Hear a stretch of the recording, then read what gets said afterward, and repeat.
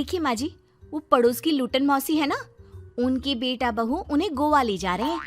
अरे क्या बात कर रही है बहू, उसके तो ना मुंह में दांत है ना सर पर बाल, क्या करेगी गोवा जाकर। अपनी अपनी किस्मत है माँ जी, लूटन मौसी मरने जो वाली है। हैं? अरे बहू ये कैसा मरना हुआ जो पहले से ही पता है और ऊपर से गोवा भी घूमने जा रही है। बोला ना माँ जी, ये अपनी अपनी किस्मत है। बात हुई थी मेरी लूटन मौसी की बहू से, बोल रही थी कि चलो दवाई में जो पैसा लगेगा वो गोवा में लगा देते हैं। सास को बहू की बात से पता नहीं क्यों नफरत की बदबू आ रही थी, लेकिन वो कुछ नहीं कहती और कमरे में जाकर लेट जाती है। क्या बात है, लूटन के तो मजे ही मजे है। वैसे आइडिया बुरा नहीं है, थोड़े से पैसे लगाओ और सीधा गोवा की सैर। मैं भी चलती हूँ गोवा। अगले रोज सास तय वक्त पर उठती नहीं। अरे देखो जी, माँ जी अब तक उठी नहीं। आज दूध वाले से दूध और काम वाले के लिए दरवाजा मैंने ही खोला है। अब कम से कम माँ जी का ये तो सुख है कि सुबह जल्दी उठना नहीं पड़ता। अरे बड़ी अजीब हो तुम, मेरी माँ सुबह से उठी नहीं है और तुम्हें चिंता दूध और काम वाली की है। अरे तुम्हें चिंता है ना, तो जाओ जाकर देखो क्या हो गया। वैसे मेरी किस्मत कहाँ लूटन मौसी की बहू जैसी। बेटे को माँ की चिंता होती है, वो सोचता है कि कहीं माँ की सांसें तो नहीं रुक गई और हमें पता ही नहीं चला। बेटा माँ के कमरे में जाता है और वहाँ जाकर, माँ क्या हो गया है तुम्हें? बेटा लग नहीं रहा कि अब मैं बचूंगी, लल्लन डॉक्टर के पास ले चले। अरे कैसी बात कर रही है माँ, तेरी तबीयत सीरियस है और मैं तुझे लल्लन झोला छाप डॉक्टर के पास ले जाऊं? ना ना ना। अरे तो कहाँ ले जाएगा बता दे, वहाँ एडवांस दे दिया है मैंने, वो क्या कहते हैं गूगल पे से। हैं?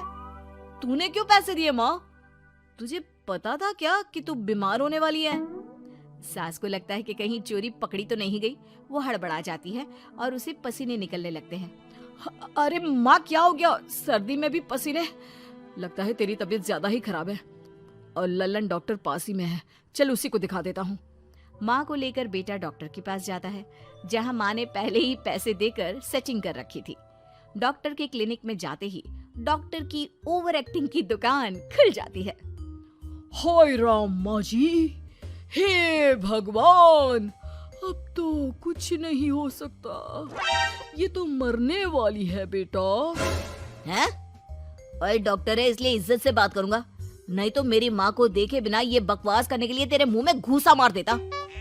अरे ना ना बेटा ऐसे मत बोल, वो डॉक्टर है, उसे वो दिख जाता है जो किसी को नहीं दिखता। हाँ माँ शायद तू ठीक बोल रही है। डॉक्टर क्या दिखा आपको? हमारे डॉक्टर जी, जिन्होंने पहले से ही माँ से बोलने के पैसे ले रखे थे। यमराज, काला भैंस, वो तुम्हारी माँ को ले जा रहा है, ले जाओ इन्हें। यार माँ ये डॉक्टर ही या तांत्रिक, क्या क्या बोला जा रहा है? अरे बेटा वो डॉक्टर है, उसे वो दिखता है जो किसी को नहीं दिखता। इनकी हर इच्छा पूरी करो, क्योंकि यम नहीं चाहते कि इनकी कोई भी इच्छा को अधूरी रखा जाए।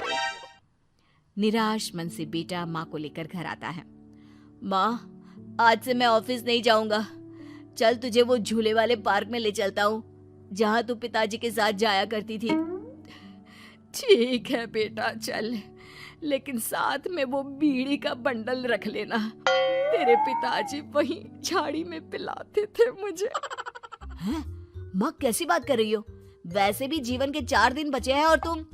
अरे देख बेटा, ना पिलानी तो ना पिला, लेकिन सुना ना तूने डॉक्टर ने क्या कहा कि मेरी कोई इच्छा खाली नहीं रहनी चाहिए। अरे वैसे बेटा 4 दिन की जिंदगी है, न जाने कब मौत आ जाए। माँ के मुंह से मौत का नाम सुनकर बेटा गंभीर हो जाता है, उसकी आंखें लाल हो जाती है। वो माँ का हाथ पकड़ लेता है। माँ को भी लगता है कि उसकी मौज मस्ती कहीं बेटे को डिप्रेशन में ना डाल दे। देख लल्लन का फोन आया था, बोल रहा था कि हो सकता है मौत ना भी आए, पर इच्छा पूरी करके रख दे, जब जाऊंगी तब तृप्त होकर जाऊंगी, क्यों? तभी बहू की आवाज आती है, माँ जी आपकी फेवरेट गट्टे की सब्जी बनाई है। सास खाने के टेबल पर जैसे ही बैठने वाली होती है, बहू उनकी चेयर पीछे करती है और प्यार से बिठाती है। बहू शांत हो जाती है। वो माँ को बस देखती है और उनकी हर बात मानती है। रात को जब सास सोने जाती है तो, माँ जी मैं आपके पैर दबा देती हूँ, आज आप डॉक्टर के पास गई थी, थक गई होंगी ना।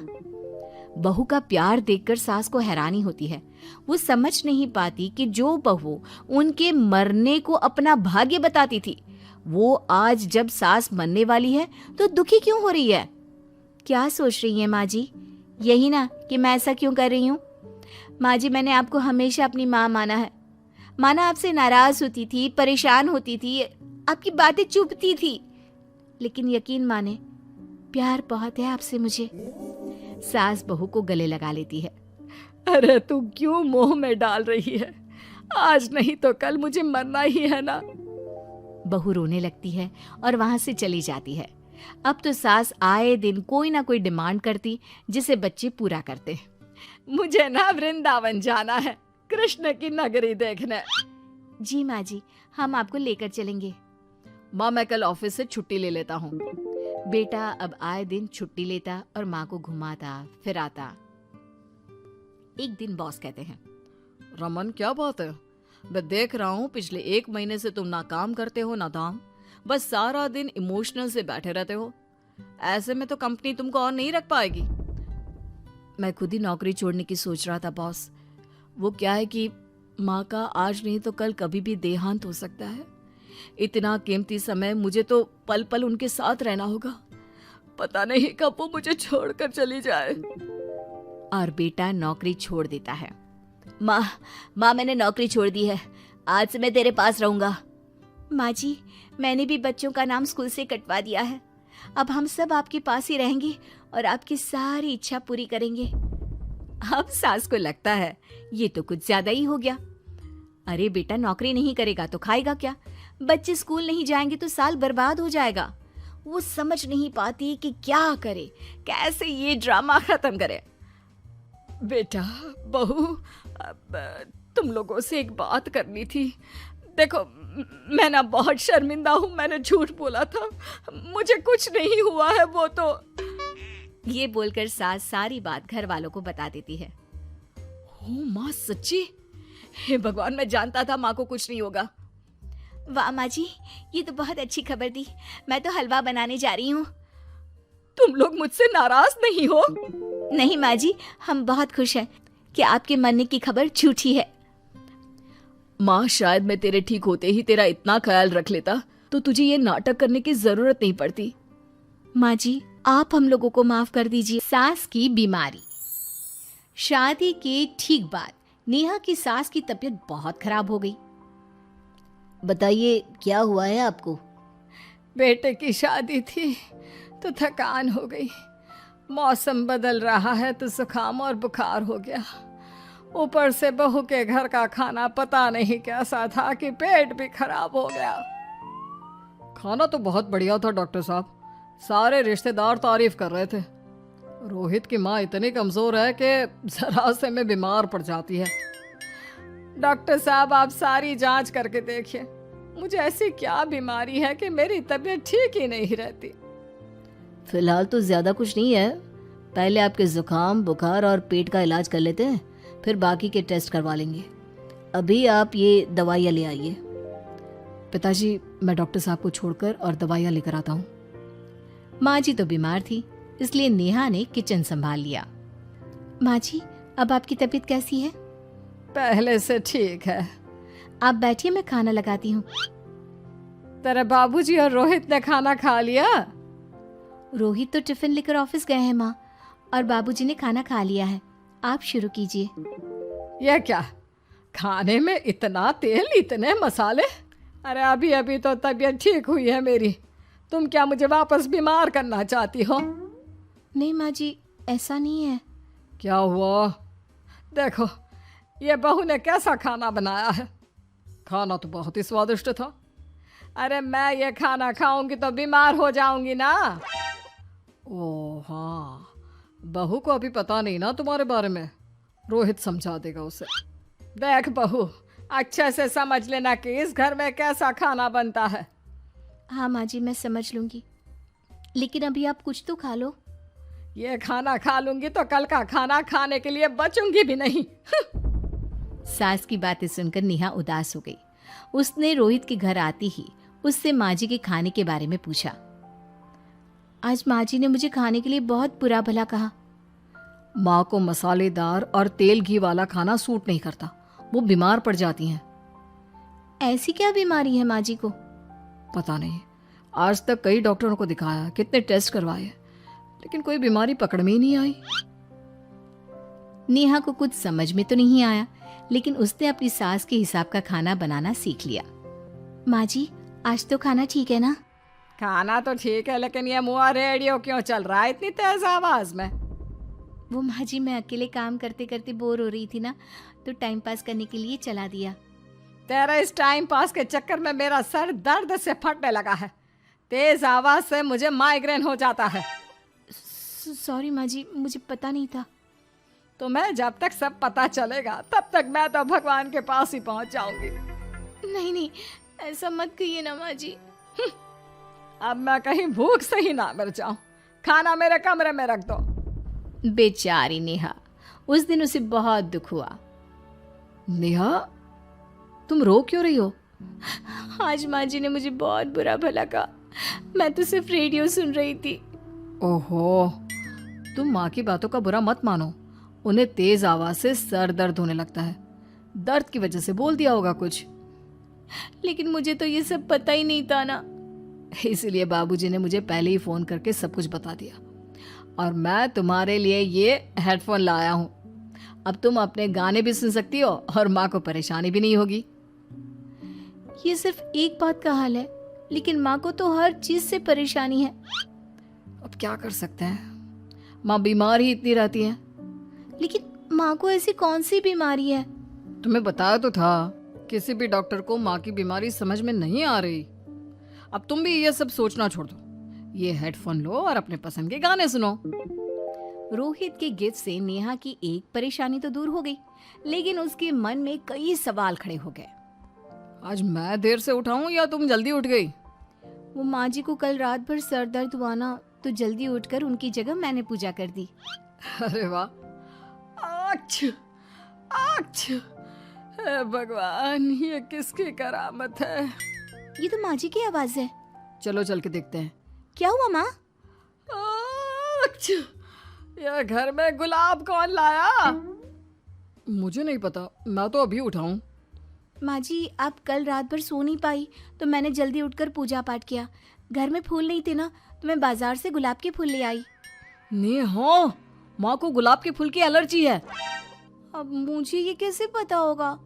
अच्छा, तुझे कुछ पता नहीं तो तू वही काम क्यों करती है जिससे मेरी तबीयत खराब हो जाए?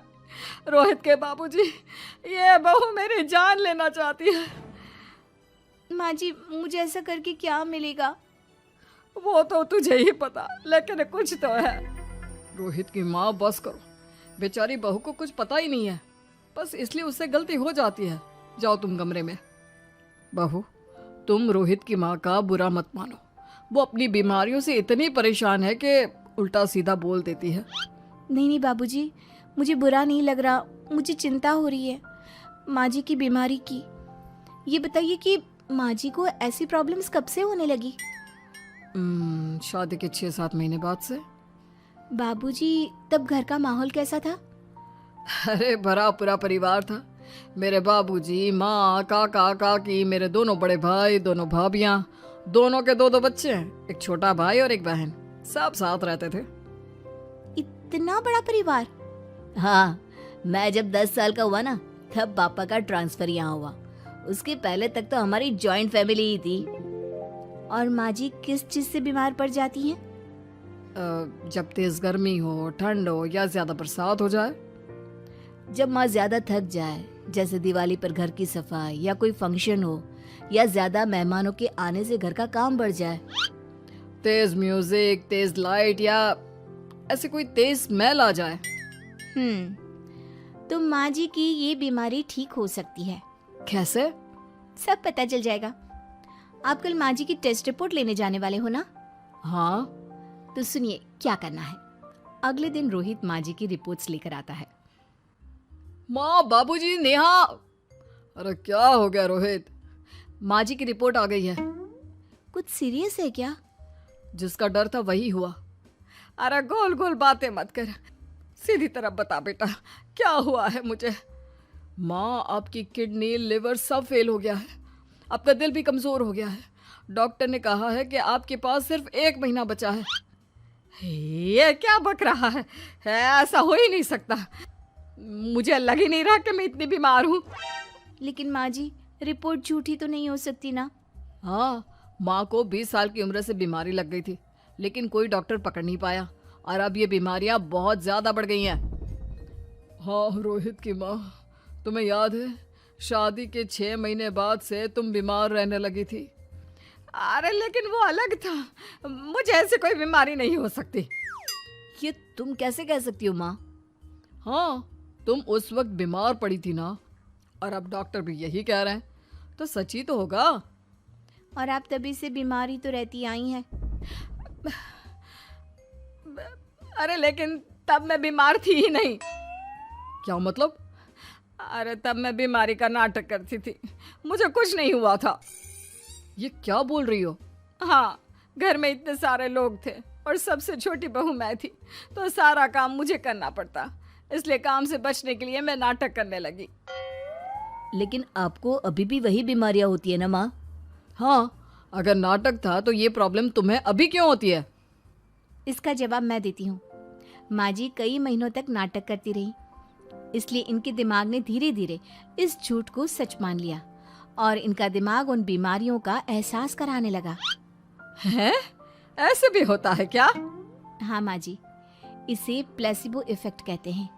जब आप बात बात पर बीमार पड़ने लगी तो मैंने अपने मामा से बात की, जो एक साइकोलॉजिस्ट है। उन्होंने बताया मुझे। तो ये रिपोर्ट्स? मैंने झूठी रिपोर्ट बनवाई थी नेहा के कहने पर, ताकि आप सच बताएं। यानी मुझे कुछ नहीं हुआ? नहीं माँ जी, और आपकी इस प्रॉब्लम का भी सोल्यूशन है। हम किसी अच्छे साइकोलॉजिस्ट को दिखाएंगे और आप जल्द ही ठीक हो जाएंगी। वाह बहू, मैंने तुझे इतना भला बुरा कहा और तूने मेरी जिंदगी भर की तकलीफें दूर कर दी। थैंक यू और सॉरी बहू। अरे मुझे भी तो सॉरी कहो, पूरी जिंदगी तुम्हारी सेवा की है, वो भी झूठ मूठ की बीमारी के लिए। हाँ हाँ, आप भी माफ कर दो मुझे, बस सॉरी। तो इस तरह नेहा ने अपनी सास की बीमारी पकड़ भी ली और ठीक भी कर दी। सास का श्राद्ध। नंदिनी और दिलीप की शादी के कुछ हफ्तों बाद ही सास की मृत्यु हो जाती है, जिस वजह से ससुराल में आई नई बहू एकदम अपने ऊपर इतनी जिम्मेदारी देखकर घबरा जाती है। मुझे घर गृहस्थी के बारे में कुछ नहीं पता, सब कुछ कैसे संभालूंगी? मैं तो किसी रिश्तेदार को ठीक से जानती तक नहीं। अगर कहीं कोई गलती हो गई तो लोग क्या कहेंगे? नंदिनी, तुम बेमतलब इतना टेंशन ले रही हो। घर में हम दोनों के अलावा कोई है नहीं। जैसा भी काम करो कोई जज करने वाला नहीं है। रही बात रिश्तेदारों की, तो उन्हें मैं संभाल लूंगा। पति का सपोर्ट देखकर नंदिनी के अंदर हिम्मत आ जाती है। अब दोनों मिलकर एक दूसरे को संभालते हुए आगे बढ़ने लगते हैं। इसी तरह 1 साल बीत जाता है और श्राद्ध के दिन शुरू होते हैं। नंदिनी के पास सास की बहन का फोन आता है। बहू, पता है ना, श्राद्ध शुरू हो गए। जी मौसी जी, मुझे पता है। तो फिर सास का पहला श्राद्ध कब करोगे? पंडित जी से बात की? कोई तैयारी की? मौसी जी, मैं कल ना पंडित जी के पास चली जाऊंगी। ठीक है, बात करके सब अच्छे से तैयारी करना। हाँ, किसी भी रीति रिवाज में कमी नहीं रहनी चाहिए। नंदिनी मौसी सास की बात पर तो हाँ बोलकर फोन काट देती है, लेकिन फिर रीति रिवाज और श्राद्ध के बारे में कुछ पता ना होने की वजह से दोबारा टेंशन में आ जाती है। शाम को दिलीप के घर वापस आते ही उस पर अपने सवालों की बारिश शुरू कर देती है। आज मौसी जी ने फोन करके मम्मी के श्राद्ध के बारे में बोला। हाँ, मुझे याद है। तुम पंडित जी से बात कराओ, बाकी फिर वैसे ही तैयारी कर लेंगे। वो तो मुझे पता है, लेकिन मौसी जी ने साथ में रीति रिवाज के बारे में भी बोला और इस घर के किसी भी रिवाज के बारे में मुझे कुछ भी नहीं पता। देखो, इतना सोचने की जगह जैसा पंडित जी बोले वैसा कर लो, सब सही होगा। अगले दिन दिलीप के ऑफिस जाते ही नंदिनी घर के बाकी सब काम छोड़ पंडित जी के पास जाती है, जो उसे श्राद्ध करने की तारीख के साथ क्या और कैसे करना है सब कुछ अच्छे से समझा देते हैं। घर वापस आते ही नंदिनी मौसी सास को फोन करती है। मौसी जी, 2 दिन बाद मम्मी का श्राद्ध रखा है। ठीक है, आ जाऊंगी। और पहला श्राद्ध है, इसलिए पूरे परिवार को बता देना। सब साथ में पूजा करेंगे तो दीदी को अच्छा लगेगा। मौसी के कहे मुताबिक नंदिनी सबको इन्फॉर्म कर पूजा की तैयारियों में लग जाती है। 2 दिन बाद पूरा परिवार उनके घर इकट्ठा होता है और देखते ही देखते सबके बीच ग्रह युद्ध शुरू हो जाता है, जिससे नंदिनी और दिलीप की परेशानी कम होने की जगह बढ़ जाती है। तुमने तो बोला था कि परिवार इकट्ठा होगा, सबके साथ काम कैसे निपट जाएगा पता भी नहीं चलेगा। यहाँ तो मुझे ऐसा कुछ होता नहीं दिख रहा। हाँ, क्योंकि हमें ज्यादा कुछ पता नहीं है और परिवार तो यहाँ आ चुका है, इसलिए जो भी है अब इनके वापस जाने तक तो हमें सहना ही पड़ेगा। रही बात काम की, तो मैं हूं ना। तुम ना बस परिवार संभाल लो, काम मैं देख लेती हूँ। दिलीप परिवार वालों की गुत्थम गुत्थी और मामला संभालते हुए सबको शांत करता है, जिसके बाद सब पूजा करने बैठते हैं। बोलो भला, श्राद्ध वाले दिन इंसान की पसंद का खाना बनता है और भाभी को खीर जान से ज्यादा पसंद थी, पर बहू तुमने तो वो बनाई ही नहीं। वो एक्चुअली मुझे खीर बनानी नहीं आती, कुछ खराब हो जाता तो बहुत नुकसान होता, इसलिए नहीं बनाई, लेकिन बाजार से मंगवाई है, कुछ देर में आ जाएगी। ऐसी तो आजकल की लड़कियां हैं जिन्हें सास की खुशी से ज्यादा नुकसान की चिंता है, जो खीर तक बाजार से मंगवाती है। मौसी जी, मम्मी की खुशी को याद रखते हुए नंदिनी ने खीर का ऑर्डर उनकी पसंदीदा मिठाई की दुकान पर दिया है। अरे बनाएगी नहीं तो सीखेगी कैसे? माफ करना मौसी जी, लेकिन आज पूरे परिवार का खाना बना है और ऐसे में प्रैक्टिस के चलते मैं इतने सारे लोगों के लिए खीर बनाती और अगर जरा भी गड़बड़ हो जाती तो बहुत खाने का नुकसान होता ना, जो अच्छा नहीं होता।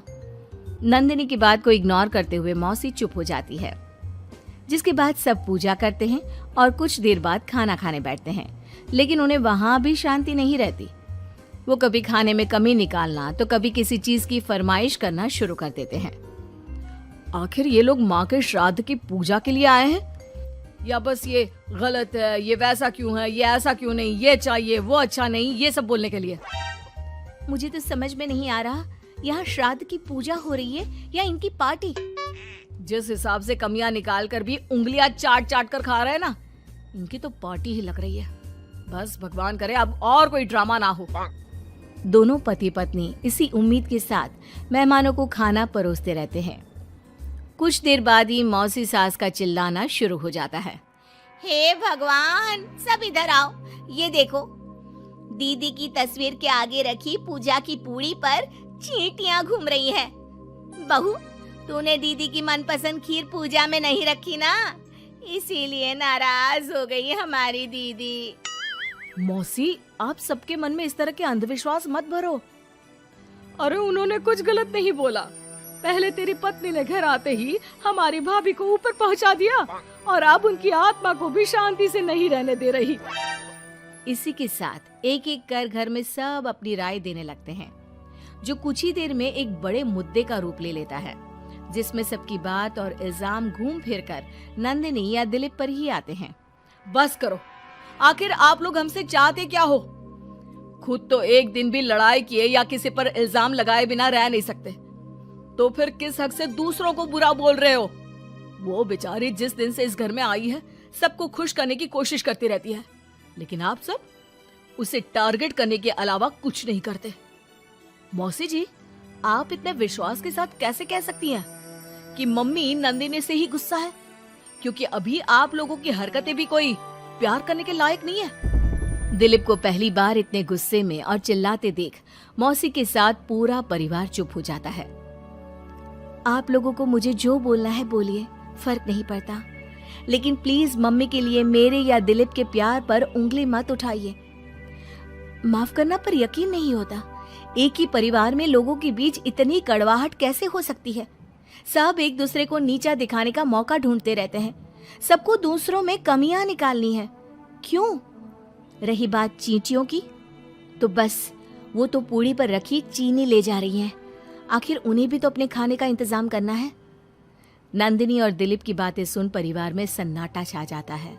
सबको अपनी गलती का एहसास होता है, लेकिन गलती ना मानने का गुरूर उन्हें आगे कुछ भी बोलने से रोकता है, जिसके चलते धीरे धीरे सब चुपचाप उठकर अपने घर जाने लगते हैं। अरे सारे कहाँ उठकर चल दिए? बेशर्मो, अब भी तुम्हारे अंदर इतनी शर्म नहीं आई कि एक सॉरी बोल दो? हमने बहू को न जाने कितना परेशान किया, फिर भी उसने पलट कर किसी को कुछ नहीं बोला। नंदिनी, हमें माफ करना। इस साल तो हमारी वजह से सब खराब हो गया, पर वादा करती हूँ अगले साल सब इस परिवार का नया रूप देखेंगे। फिर मैं भी वादा करती हूँ कि अगले साल सबको अपने हाथ की बनाई बढ़िया खीर खिलाऊंगी। अंतिम इच्छा। देखिए माँ जी, वो पड़ोस की लूटन मौसी है ना, उनकी बेटा बहू उन्हें गोवा ले जा रहे हैं। अरे क्या बात कर रही है बहू? उसके तो ना मुंह में दांत है ना सर पर बाल, क्या करेगी गोवा जाकर? अपनी अपनी किस्मत है माँ जी। लूटन मौसी मरने जो वाली है। हैं? अरे बहू, ये कैसा मरना हुआ जो पहले से ही पता है और ऊपर से गोवा भी घूमने जा रही है? बोला ना माँ जी, ये अपनी अपनी किस्मत है। बात हुई थी मेरी लूटन मौसी की बहू से। बोल रही थी कि चलो दवाई में जो पैसा लगेगा वो गोवा में लगा देते हैं। सास को बहू की बात से पता नहीं क्यों नफरत की बदबू आ रही थी, लेकिन वो कुछ नहीं कहती और कमरे में जाकर लेट जाती है। क्या बात है, लूटन के तो मजे ही मजे है। वैसे आइडिया बुरा नहीं है, थोड़े से पैसे लगाओ और सीधा गोवा की सैर। मैं भी चलती हूँ गोवा। अगले रोज सास तय वक्त पर उठती नहीं। अरे देखो जी, माँ जी अब तक उठी नहीं। आज दूध वाले से दूध और काम वाले के लिए दरवाजा मैंने ही खोला है। अब कम से कम माँ जी का ये तो सुख है कि सुबह जल्दी उठना नहीं पड़ता। अरे बड़ी अजीब हो तुम। मेरी माँ सुबह से उठी नहीं है और तुम्हें चिंता दूध और काम वाली की है। अरे तुम्हें चिंता है ना, तो जाओ जाकर देखो क्या हो गया। वैसे मेरी किस्मत कहाँ लूटन मौसी की बहू जैसी। बेटे को माँ की चिंता होती है। वो सोचता है कि कहीं माँ की सांसें तो नहीं रुक गई और हमें पता ही नहीं चला। बेटा माँ के कमरे में जाता है और वहां जाकर, माँ क्या हो गया है तुम्हें?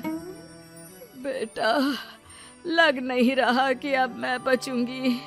लल्लन डॉक्टर के पास ले चले। अरे कैसी बात कर रही है माँ? तेरी तबीयत सीरियस है और मैं तुझे लल्लन झोला छाप डॉक्टर के पास ले जाऊं? ना ना ना। अरे तो कहाँ ले जाएगा बता दे। वहाँ एडवांस दे दिया है मैंने, वो क्या कहते हैं, गूगल पे से। हैं? तूने क्यों पैसे दिए माँ? तुझे पता था क्या कि तू बीमार होने वाली है? सास को लगता है कि कहीं चोरी पकड़ी तो नहीं गई। वो हड़बड़ा जाती है और उसे पसीने निकलने लगते हैं। अरे माँ क्या हो गया? सर्दी में भी पसीने? लगता है तेरी तबीयत ज्यादा ही खराब है और लल्लन डॉक्टर पास ही में है। चल उसी को दिखा देता हूँ। माँ को लेकर बेटा डॉक्टर के पास जाता है, जहाँ माँ ने पहले ही पैसे देकर सेटिंग कर रखी थी। डॉक्टर के क्लिनिक में जाते ही डॉक्टर की ओवर एक्टिंग की दुकान खुल जाती है। हाय राम माँ जी, हे भगवान, अब तो कुछ नहीं हो सकता। ये तो मरने वाली है बेटा। हैं? ओए डॉक्टर है इसलिए इज्जत से बात करूंगा, नहीं तो मेरी माँ को देखे बिना ये बकवास करने के लिए तेरे मुंह में घूसा मार देता। अरे ना ना बेटा, ऐसे मत बोल। वो डॉक्टर है, उसे वो दिख जाता है जो किसी को नहीं दिखता। हाँ माँ, शायद तू ठीक बोल रही है। डॉक्टर क्या दिखा आपको? हमारे डॉक्टर जी, जिन्होंने पहले से ही माँ से बोलने के पैसे ले रखे थे। यमराज, काला भैंस, वो तुम्हारी माँ को ले जा रहा है, ले जाओ इन्हें। यार माँ, ये डॉक्टर ही या तांत्रिक, क्या क्या बोला जा रहा है? अरे बेटा, वो डॉक्टर है, उसे वो दिखता है जो किसी को नहीं दिखता। इनकी हर इच्छा पूरी करो, क्योंकि हम नहीं चाहते कि इनकी कोई भी इच्छा को अधूरी रखा जाए। निराश मन से बेटा माँ को लेकर घर आता है। माँ, आज से मैं ऑफिस नहीं जाऊंगा। चल तुझे वो झूले वाले पार्क में ले चलता हूँ जहाँ तू पिताजी के साथ जाया करती थी। ठीक है बेटा, चल, लेकिन साथ में वो बीड़ी का बंडल रख लेना। तेरे पिताजी वहीं झाड़ी में पिलाते थे मुझे। हैं? माँ कैसी बात कर रही हो? वैसे भी जीवन के 4 दिन बचे हैं और तुम। अरे देख बेटा, ना पिलानी तो ना पिला, लेकिन सुना ना तूने डॉक्टर ने क्या कहा कि मेरी कोई इच्छा खाली नहीं रहनी चाहिए। अरे वैसे बेटा 4 दिन की जिंदगी है, न जाने कब मौत आ जाए। माँ के मुंह से मौत का नाम सुनकर बेटा गंभीर हो जाता है। उसकी आंखें लाल हो जाती है। वो माँ का हाथ पकड़ लेता है। माँ को भी लगता है कि उसकी मौज मस्ती कहीं बेटे को डिप्रेशन में ना डाल दे। देख, लल्लन का फोन आया था, बोल रहा था कि हो सकता है मौत ना भी आए, पर इच्छा पूरी करके रख दे। जब जाऊंगी तब तृप्त होकर जाऊंगी, क्यों? तभी बहू की आवाज आती है।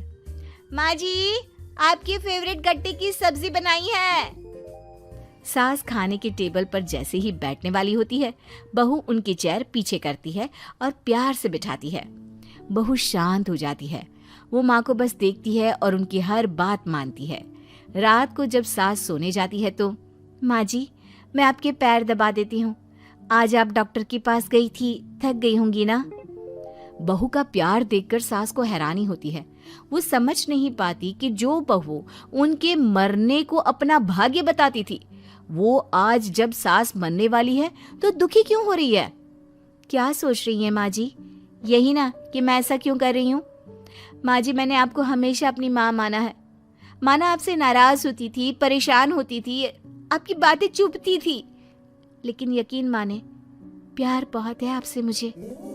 सास बहू को गले लगा लेती है। अरे तू क्यों मोह में डाल रही है? आज नहीं तो कल मुझे मरना ही है ना। बहू रोने लगती है और वहां से चली जाती है। अब तो सास आए दिन कोई ना कोई डिमांड करती जिसे बच्चे पूरा करते। मुझे ना वृंदावन जाना है, कृष्ण की नगरी देखने। जी माँ जी, हम आपको लेकर चलेंगे। माँ, मैं कल ऑफिस से छुट्टी ले लेता हूँ। बेटा अब आए दिन छुट्टी लेता और माँ को घुमाता फिराता। एक दिन बॉस कहते हैं, रमन, क्या बात है? मैं देख रहा हूँ पिछले 1 महीने से तुम ना काम करते हो ना दाम, बस सारा दिन इमोशनल से बैठे रहते हो। ऐसे में तो कंपनी तुमको और नहीं रख पाएगी। मैं खुद ही नौकरी छोड़ने की सोच रहा था बॉस। वो क्या है कि माँ का आज नहीं तो कल कभी भी देहांत हो सकता है। इतना कीमती समय मुझे तो पल पल उनके साथ रहना होगा। पता नहीं कब वो मुझे छोड़कर चली जाए। और बेटा नौकरी छोड़ देता है। माँ, मैंने नौकरी छोड़ दी है। आज से मैं तेरे पास रहूंगा। माँ जी, मैंने भी बच्चों का नाम स्कूल से कटवा दिया है। अब हम सब आपके पास ही रहेंगे और आपकी सारी इच्छा पूरी करेंगे। अब सास को लगता है ये तो कुछ ज्यादा ही हो गया। अरे बेटा, नौकरी नहीं करेगा तो खाएगा क्या? बच्चे स्कूल नहीं जाएंगे तो साल बर्बाद हो जाएगा। वो समझ नहीं पाती कि क्या करे, कैसे ये ड्रामा खत्म करे। बेटा, बहू, तुम लोगों से एक बात करनी थी। देखो, मैं ना बहुत शर्मिंदा हूँ, मैंने झूठ बोला था, मुझे कुछ नहीं हुआ है। वो तो ये बोलकर सास सारी बात घर वालों को बता देती है। ओ माँ, सच्ची? हे भगवान, मैं जानता था माँ को कुछ नहीं होगा। वाह माँ जी, ये तो बहुत अच्छी खबर दी। मैं तो हलवा बनाने जा रही हूँ। तुम लोग मुझसे नाराज नहीं हो? नहीं माँ जी, हम बहुत खुश हैं कि आपके मरने की खबर झूठी है। माँ, शायद मैं तेरे ठीक होते ही तेरा इतना ख्याल रख लेता तो तुझे ये नाटक करने की जरूरत नहीं पड़ती। माँ जी, आप हम लोगों को माफ कर दी। सास का आदान प्रदान। वे दूसरे की थाली में घी ज्यादा दिखता है, कहावत है ना। तो उसी कहावत से प्रेरित होकर ये कहानी सुने। मीरा अपनी सहेली सीमा से कहती है, क्या रे सीमा, तेरे जैसी सास भगवान सबको दे। कोई रोक टोक नहीं, कोई बोलियां नहीं, आराम से रहती है और आराम से रहने देती है। एक मेरी सास है। माना कोई रोक टोक नहीं है, लेकिन दूसरी कई परेशानियां हैं जो मेरी सास के साथ है, तू नहीं समझेगी। चल अच्छा रखती हूँ, ननद आई है, उसकी खातिरदारी करनी है। मीरा सीमा की सास से काफी इम्प्रेस रहती है। फिर एक दिन सीमा मीरा के घर किसी काम से जाती है। मीरा की सास कहती है, हाँ भाई सीमा, क्या करने आई है? घर में कोई काम धाम नहीं है क्या? सीमा को तो शौक लगता है, ऐसे कोई कैसे बोल सकता है। आंटी, मैं कौन सा कुछ लेने आई हूँ, देने ही तो आई हूँ। ये अचार बनाया था। तभी मीरा आ जाती है। अरे तू अचार लाई है? तेरी सास ने कुछ कहा नहीं? यहाँ मेरे घर पर तो सामान सड़ जाए, लेकिन मेरी सास मजाल है किसी को चवन्नी भी देने दे। अरे क्यों ना बचाऊं चवन्नी, मेरे बेटे की मेहनत की कमाई है। तेरे भरोसे रहूं तो सब लुटा दे। अब ले ले अचार उससे और दफा कर। मीरा सीमा से अचार लेकर उसे बाहर तक छोड़ने जाती है। अरे यार, तेरी सास तो बहुत अच्छी है। क्या बात कर रही है? कितनी तो बेइज्जती करती तेरी, लेकिन फिर भी तुझे मेरी सास अच्छी लगी। मेरे घर आजा कभी, मेरी सास को देखेगी ना तब पता चलेगा।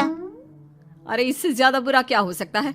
जरूर आऊंगी मैं तेरे घर, लेकिन मैं कुछ लेकर नहीं आ सकती। हाँ, देख रही है ना मेरी सास का हाल।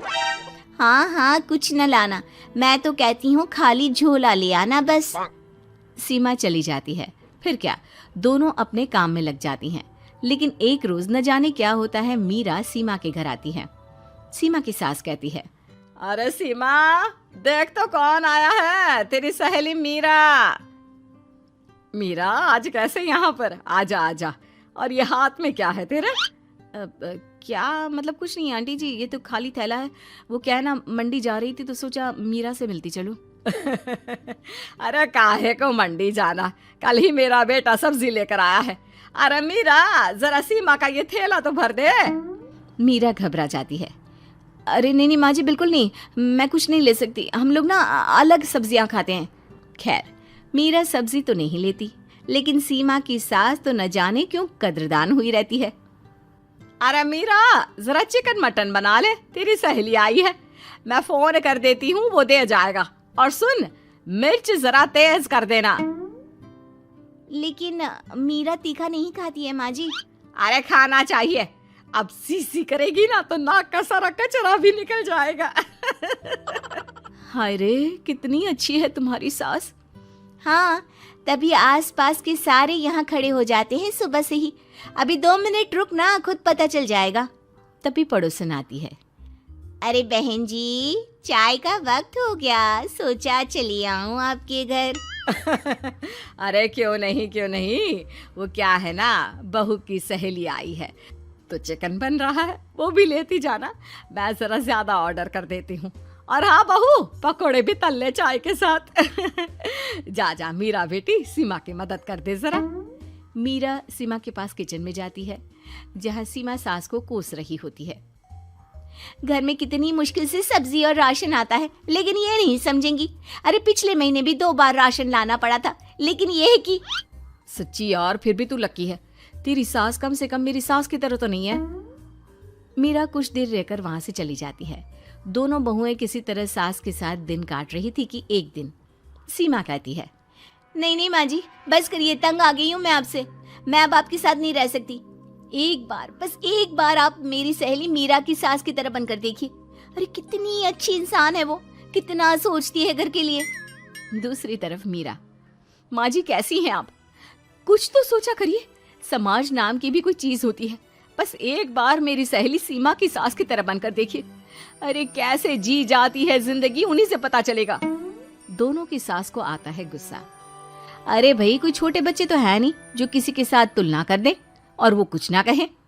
मीरा की सास कहती है, मुझे तो सीमा के पास ही छोड़ा। सीमा की सास कहती है, तू ना मुझे मीरा के पास ही छोड़ दे। दोनों एक दूसरे से सलाह करती हैं और सासों का किया जाता है आदान प्रदान, यानी एक्सचेंज। अगली सुबह मीरा की बदली हुई सास, अरे मीरा, मेरी बेटी आ रही है। मीरा को तो आदत थी कि घर का कोई भी आए दमड़ी ना निकले, ना कुछ बनाना ना कोई लेन देन। अच्छा माँ जी, ठीक है, कोई बात नहीं। अरे कैसा कोई बात नहीं, अरे लाओ 16 तरह के पकवान और ननद को देने के लिए सीधा निकालो। सीधा समझती हो ना?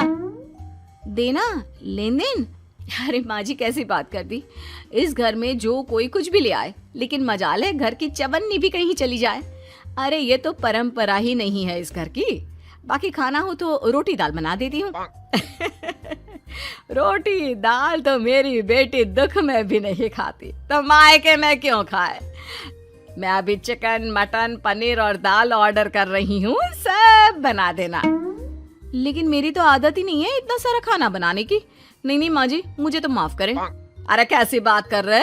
तेरी सास की बेटी नहीं आती थी क्या? आती थी ना, खूब आती थी, लेकिन मजाले की सास कुछ एक्स्ट्रा कर दे। माँ जी देखिए, मेरी तो ये आदत नहीं है। दूसरी तरफ सीमा, माँ जी वो मेरे मायके से लोग आ रहे हैं, तो मैं जरा उन लोगों के लिए कुछ बना लेती हूँ। क्यों बना लेती हो? दाल रोटी बनी है ना, साथ में अचार रख देना। वैसे आ क्यों रहे हैं बेटी के घर? सीमा को तो बहुत बुरा लगता है। कहाँ तो उसकी सास पड़ोसी के कुत्ते को भी घी की रोटी खिलाती है, और कहाँ ये मीरा की सास जो उसके मायके वालों के लिए सूखी रोटी अचार रख देने की बात कर रही है। वो मेरी भाभी आई है ना, नई, तो शादी के बाद भाई पहली बार आ रहा है। हाँ तो उन लोगों को बोल दो, हमारे घर का रिवाज है सास के लिए 10 साड़ी, हार और सजावट का सामान लेकर ही आना, समझे? सास तो बोली जा रही थी, लेकिन सीमा को कुछ समझ में नहीं आ रहा था कि वो क्या करे। सीमा का पति, अरे सीमा क्या हो गया? तुम्हें तो माँ से बिल्कुल ऑपोजिट चाहिए थी ना। कहाँ माँ हर किसी के आव भगत में तुम्हें लगा कर रखती थी, लोगों से खूब मिलती, घर का सामान बांटा करती थी। अरे याद है ना, तुम्हारे घर वाले आते थे 1 पैकेट लेकर और जाते थे पूरे 10 थैले के साथ। अब आएंगे 10 पैकेट लेकर और जाएंगे खाली हाथ। सही है? नहीं, मुझे नहीं चाहिए ऐसी सास, ये सब तो मुझे पता ही नहीं था। सीमा घबराकर मीरा की सास को लेकर उसके घर जाती है, जहाँ मीरा, सीमा ले जा अपनी सास भाई। हाँ, मैं भी तेरी सास वापस ही देने आई हूँ। चलो मम्मी जी, मेरे लिए तो आप ही सही हो।